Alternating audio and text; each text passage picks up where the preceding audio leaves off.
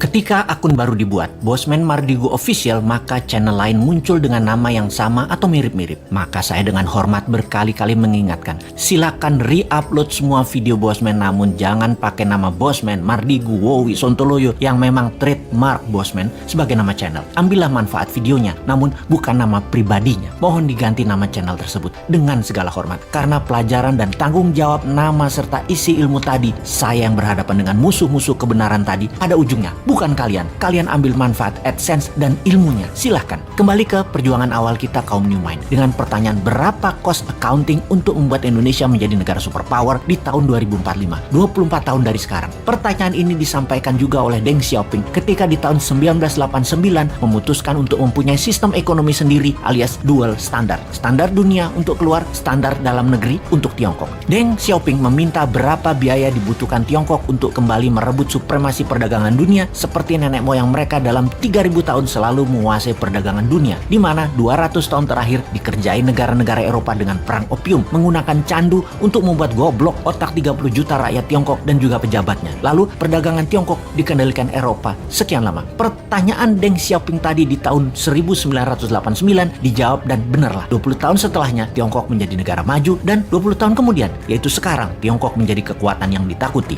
Pertanyaan awal kita, berapa cost accounting untuk membangun Indonesia untuk menjadi negara superpower di tahun 2045 itu? Hal itu sangat penting. Berapa modal yang dibutuhkan? Berapa dana yang dibutuhkan? Dan itu harus diketahui sekarang. Semua itu akan kita ciptakan dananya serta pekerjaannya untuk 100% warga Indonesia. Kita lompat ke tahun 2030 ke depan. Di tahun 2030 atau kurang dari 9 tahun lagi, dari saat ini dunia menjadi lain dengan dunia yang kita kenal 100 tahun terakhir. Pandemi 4 tahun hingga tahun 2025 merubah 60% kehidupan manusia. Teknologi bioengineering, biomedical, menggeser DNA dan RNA manusia membuat manusia menjadi super karena lawannya penyakit juga menjadi super. Penyakit bawaan atau penyakit karena virus bermutasi. Manusia pun bermutasi dengan perubahan genetik tubuh manusia dipicu dengan growth factor biomedical. Di sisi lain, secara politik, kalau Amerika tidak hantam secara militer negeri Tiongkok dalam kurang waktu 3 tahun ke depan, maka di tahun 2030 Tiongkok akan menjadi negara superpower nomor 1. Dan saya garansi Amerika tidak akan serang Tiongkok. Amerika tuh chicken sekarang. Sungguh. Kemudian komunikasi 6G dipimpin Tiongkok. Distribusi kapal niaga dan seluruh gadget serta transaksi perdagangan dikuasai Tiongkok. Kesehatan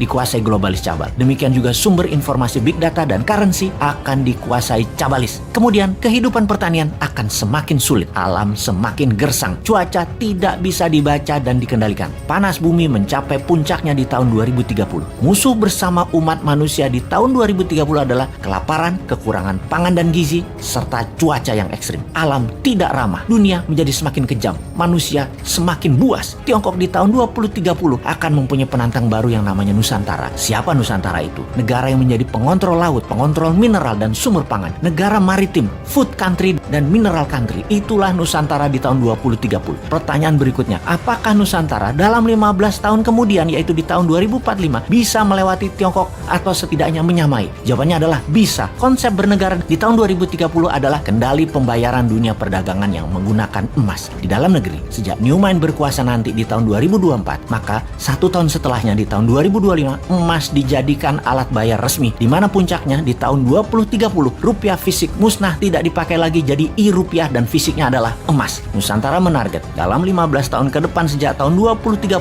transaksi dunia 50% memakai emas. Itulah awal Nusantara menjadi negara superpower di tahun 2045. Kunci penting berikutnya di periode 2045 sampai 2070, di mana dunia sepakat tidak akan ada lagi perang militer, namun semua negara berkolaborasi merubah dunia menjadi lebih baik. 2045 hingga tahun 2070, Nusantara menjadi negara superpower yang memimpin garda terdepan pejuang lingkungan hidup, kesehatan, edukasi, dan sustainable eco-living. Nusantara memimpin perbaikan alam selama 15 tahun hingga tahun 2070.